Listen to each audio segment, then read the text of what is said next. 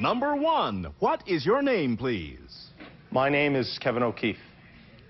Number 2. My name is Kevin O'Keefe. Number 3. My name is Kevin O'Keefe. Only one of these people is the real Kevin O'Keefe and is the only one sworn to tell the truth. Now let's meet our panel. Co-star of Murder, She Wrote, Ron Masak. From Head of the Class, Christine Hodge. Author, actor, and composer, Steve Allen.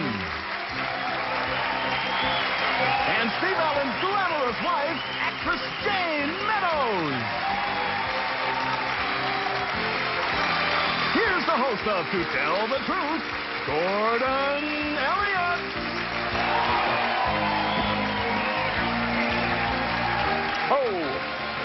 Good morning. Good morning, panel. Ron, good to see you again. Christine, you look beautiful. Oh, thank you. And I'd like to introduce not one, but 2 legends to our game today. Marvelous. Please, Steve Allen and Jane Meadows. Thank you. Oh, nice. Otherwise known as the chronically overachieving couple of Hollywood. Books, plays, musicals, television, movies. He's very talented. If it isn't screwed down, he'll pick it up and use it. Write a song about He'll write a song about it, turn it into whatever. I even saw you one day sing a menu. it. Yes. Yeah, right. I'll sing anything. We've got a couple of opportunities for you to go through the menus this afternoon or this morning or whenever the show may be played in a market near you. We've got our first story, which I'd like you to attend to. It's presented by our first team of challengers, all 3 of whom claim to be Kevin O'Keefe. I, Kevin O'Keefe, proposed to my girlfriend in a most unusual way. To capture her love wasn't easy. So when I decided to pop the question, I knew I had to be ingenious. I thought that was ingenuous for a moment, ingenious. So I made a date for the movies. My girlfriend didn't suspect a thing when the theater went dark, but instead of the usual coming attractions, a silent movie with subtitles flickered across the screen. It was a 4-minute movie I made myself. I had talked my local theater owner into showing it. At the very end of the movie, I mouthed the words over the subtitle, "Will you marry me?" The audience, consisting of friends and family, cheered. My girlfriend looked at me with tears in her eyes and uttered the word I wanted to hear, yes. Signed, Kevin O'Keefe.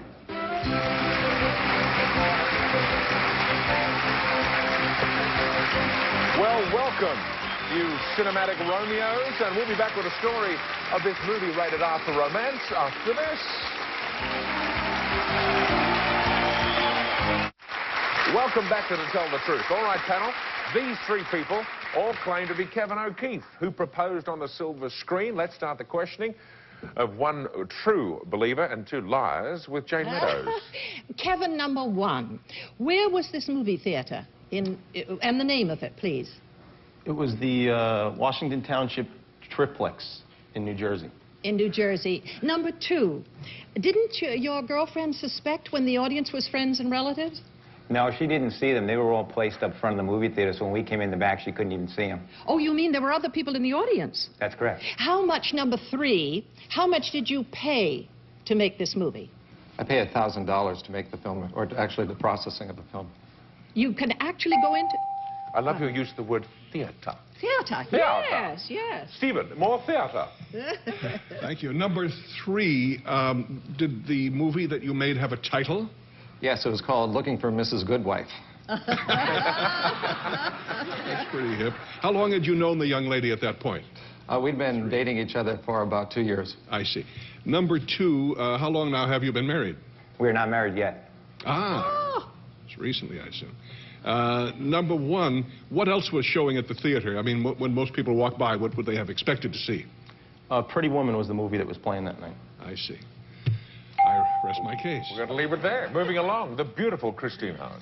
Number 2, how did you convince the man who owned the theater to show your short? Well, I went down to the theater and got him in his office and explained to him what I wanted to do and why I wanted to do it, and gave him a big soft soap and the romantic thing, and he bought it and let me put it on his theater.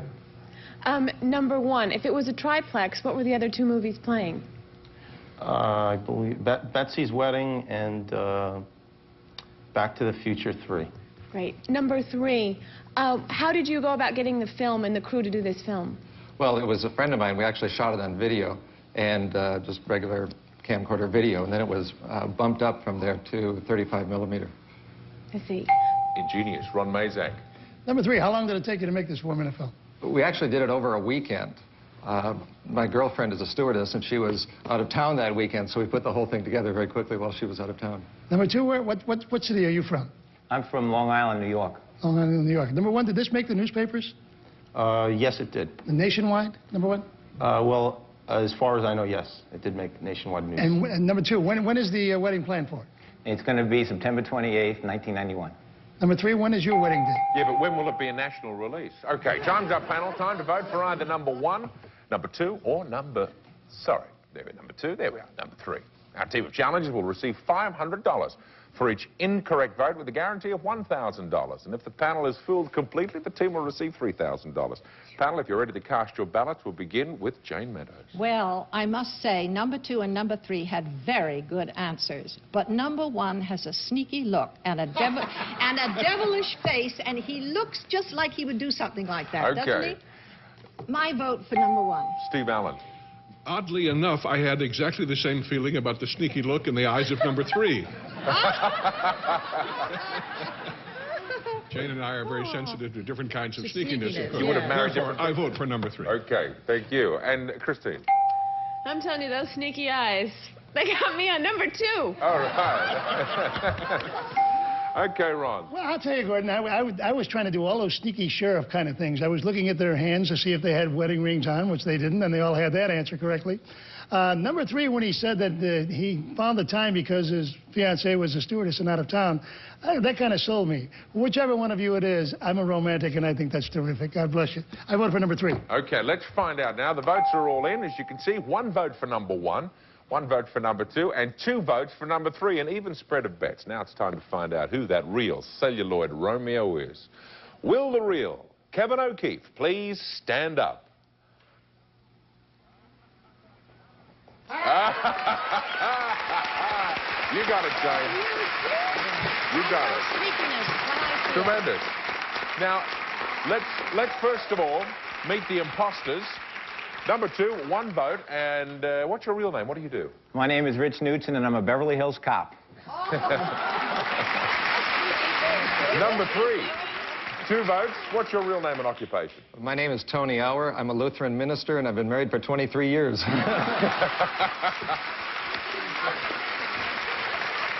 Okay. Now, Kevin, let's meet the girl who went all the way for this proposal on the big screen, Beth Corey. Here you are, hook, line, and sinker. Now, what... You said, number 3, you said the movie was... The name of your movie was what? Looking for Mrs. Goodwife. Right, but what is the name? What was the name of the film? The Salesman Only Rings Once. I'm a salesman. Okay. Well, we have a little clip of your romantic introductory movie offer. Let's take a look at it. Here we go.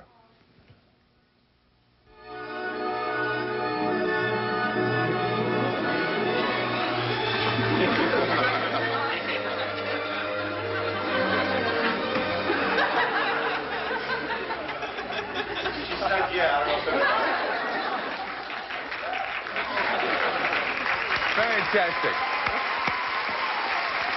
Okay, that's fine. That's fine. That's fine. That's fine. It's okay. It's right. Thank you very much. There were 3 incorrect votes, so you walked away with $1,500, and thank you very much, all of you, and Beth, for playing To Tell the Truth today. After this message, we'll be back with a man who had a long relationship with this Hollywood legend.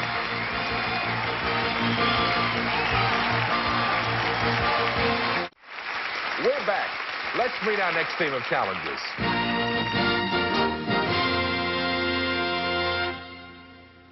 Number 1, what is your name, please? My name is Raymond Dahm. Number 2. My name is Raymond Dahm. Number 3. My name is Raymond Baum. Okay, now it's up to you, panel, to locate the real Raymond Dahm, and here is his story, if you'd like to read along with me. I, Raymond Dahm, spent many years walking with the legendary Greta Garbo. Sometimes I'd pick her up at her 52nd Street apartment in New York City, and we'd walk miles to Greenwich Village and back. We discussed everything. She hated people who hum. She often said she wished she were more religious. But one thing she wouldn't talk about was her career. She was a woman at odds with her extraordinary fame. She said she always wanted two lives, one for the movies and one for herself. After our walks, I made notes of our conversations, which she herself approved. And now I've finished a book simply titled Walking with Garbo. Signed, Raymond Dom.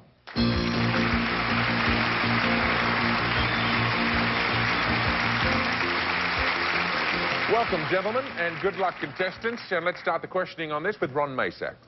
Number one, when you said that she didn't like people who hummed. Why? She felt that they weren't really paying attention, that they were preoccupied, not really in conversation with her.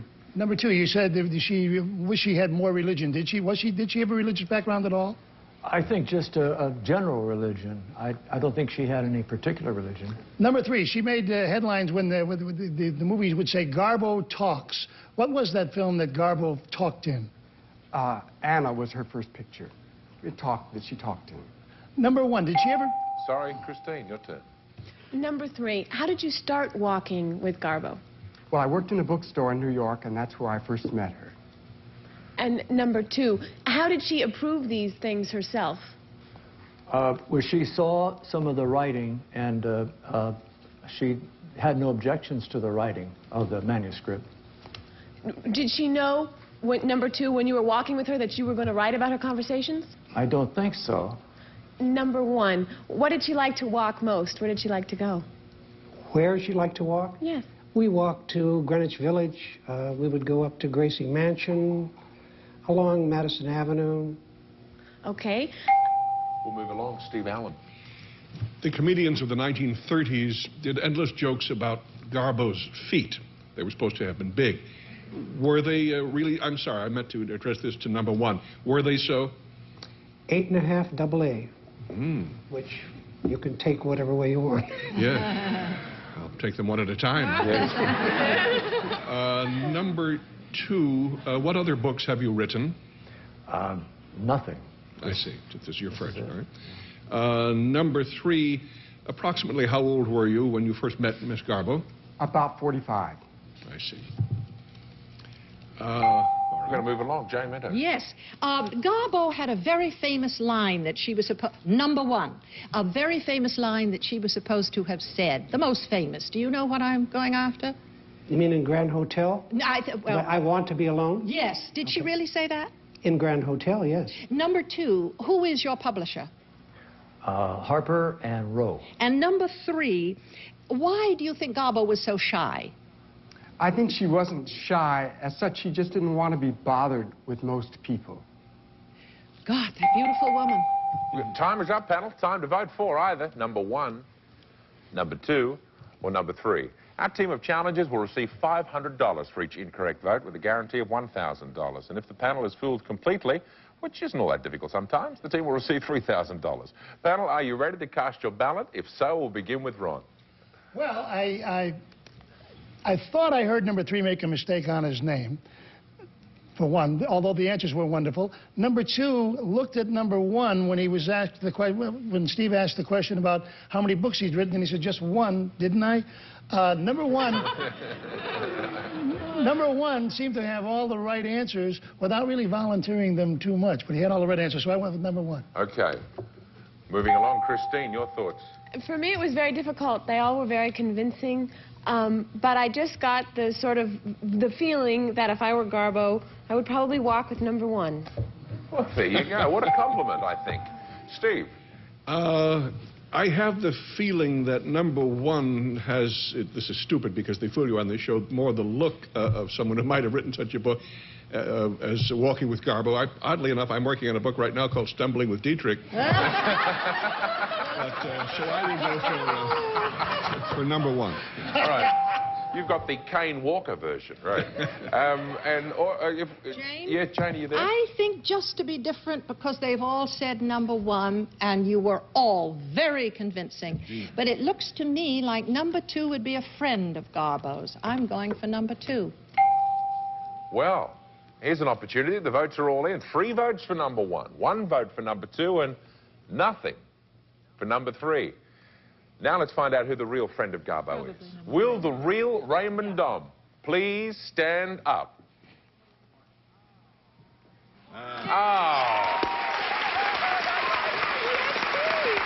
Congratulations. You got it again, Jane. Well, there you go. Now, can I ask you, was she a happy woman? Oh, I think she was fun-loving, and that's the thing people missed about her. She was had lovely times joking, and she was a prankster. And I think this is something I hope to tell in the book, that she was a fun-loving, and she loved life. She loved life. Why didn't she go back to the screen? I think she was disappointed because the last film, the finances fell through. Yeah. And she felt that without that monolithic giant MGM behind her, that without that kind of backing and stability, I just think she felt maybe they don't want me. Okay. If the money isn't there. Thank you very much. Number one, 3 votes. What's your real name? What do you do? My name is Rudy Marinacci. I'm art director of the Brentwood Blah Blah magazine. Well, you are a writer. Number 3, your real name and occupation. My name is Leo Castillo, and I work at Van Cleef & Arpels selling gems. There you go. 3 incorrect votes for $1,500 a vote, so your team will receive $1,500. Congratulations. Thanks for playing one-on-one. Oh, sorry, thanks for playing Tell the Truth today. We'll be back to play one-on-one with someone from our studio audience right after this. Welcome back to Tell the Truth. Now it's time to play one-on-one with someone from our studio audience. Burton, who do you have for us today? Well, Gordon, today we have Jackie Dow, who's up here on her honeymoon from Montreal, Canada. Jackie. Great. Well, hopefully we've got, this will be 2 surprises for your honeymoon. You're going to play a game called One-on-One. I want you to meet a lady with 2 stories, Helen Hudson. Welcome, Helen.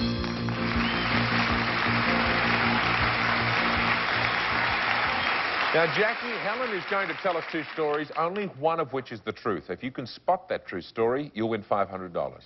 Helen, what's your first story?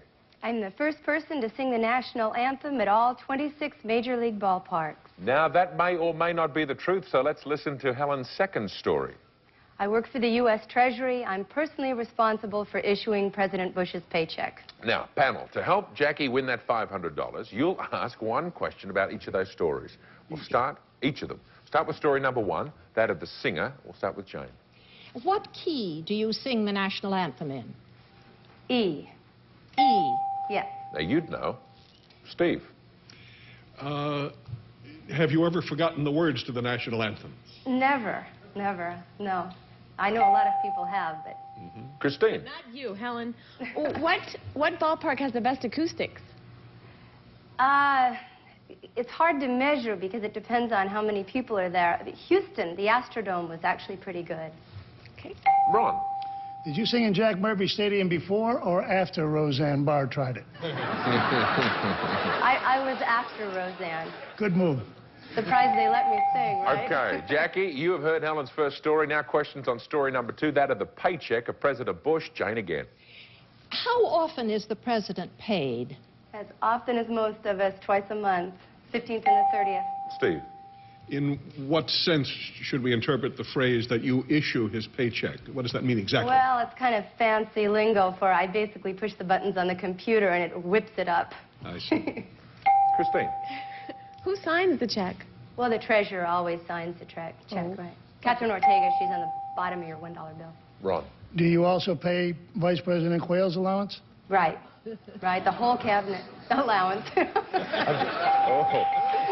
I think his mother gets it, and then he hands it out. She hands it out. Okay, now, Jackie, you've heard the cross-examination. Is Helen, in your opinion, the singer, or does she issue Bush his paycheck? Actually, I think she's a singer. She seems to have a very clear voice. Okay, if you're right, you win $500. Helen, what is your true story?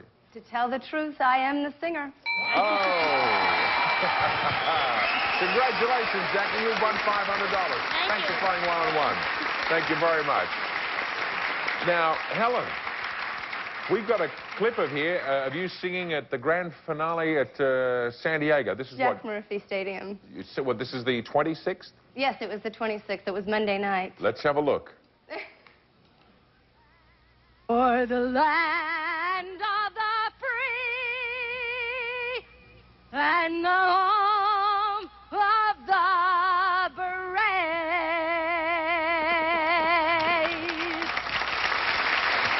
Helen Hudson with the singing of our national anthem. And on behalf of the San Diego Padres, manager Greg Reddock is presenting Helen with 26 long-stemmed red roses, one for each city along her Major League tour. Congratulations, Helen. Thank you very much. Thanks for playing To Tell the Truth. We'll be back after these words. Don't go away. Welcome back. Jane, you have a perfect record. I do. I think you're the first one to have achieved it. Really? You are indeed. Congratulations. And we'll be back next time for the next edition of To Tell the Truth. Cheerio. Welcome to the warm blanket of love that is George Gray. Get out! New half hours of The Weakest Link. Tonight at 4 only on GSN.